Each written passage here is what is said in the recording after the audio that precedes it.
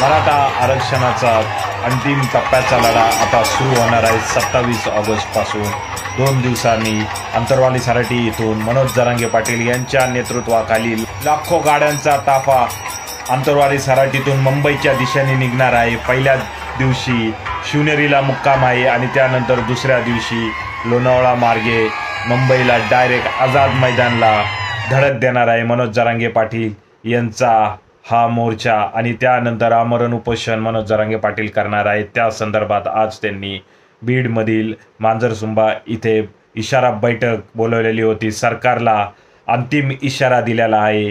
या इशारा बैठकीला लाखो स्वयंसेवक उपस्थित होते मराठा समाजातील आणि त्यामुळे ऊन वारा वादळ पाऊस कशाचीही पर्वा न करता लाखो मराठे मुंबईच्या दिशेने 27 ऑगस्टला प्रवास सुरू करणार आहे। चलो मुंबई आणि याची तयारी खूपच जोरदार झाली आहे। आजच्या इशारा बैठकीवरून हे दिसून आलं। लाखोंची गर्दी फक्त बैठकीलाच होती, तर तुम्ही विचार करू शकता की 27 ऑगस्टला ज्या वेळेस गाड्यांचा ताफा निघेल मुंबईच्या दिशेने त्यावेळेस मराठ्यांचा महासागर मुंबईच्या दिशेने जाणार आहे आणि ह्या महासागराला कुणीच अडवू शकणार नाही। ऊन वारा वादळ पाऊस किंवा देवेंद्र फडणवीस यांचे कपट कारस्थान करणारे पोलीस यंत्रणा।